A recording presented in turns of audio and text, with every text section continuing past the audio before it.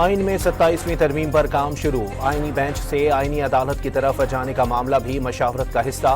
وفاقی وزیر اطلاعات عطا طاہر نے 27ویں آئینی ترمیم کے لیے قانون سازی کا عمل پیچیدہ ہونے کا تاثر مسترد کر دیا۔ پیپلز پارٹی نے 18ویں آئینی ترمیم میں کسی بھی تبدیلی کی حمایت خارج از امکان قرار دے دی۔ 18ویں ترمیم سے متصادم کوئی چیز قبول نہیں کریں گے، شازیہ مری کا اعلان۔ صدر زرداری کی دوحہ میں U N secretary general Antonio Guterres سے ملاقات، عالمی امن و خوشحالی کے لیے اقوام متحدہ کے کردار کی حمایت۔ ملاقات میں آصفہ بھٹو، بلاول بھٹو اور قطر میں تعینات پاکستانی سفیر بھی شریک تھے۔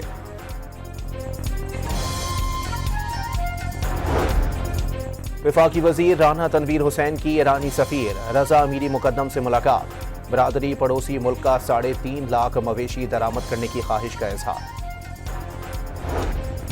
خیبر پختونخوا حکومت کا 12 نومبر کو عام جرگہ بلانے کا فیصلہ، سیاسی جماعتوں کے سربراہ اور سابق وزرائے اعلیٰ کو شرکت کی دعوت۔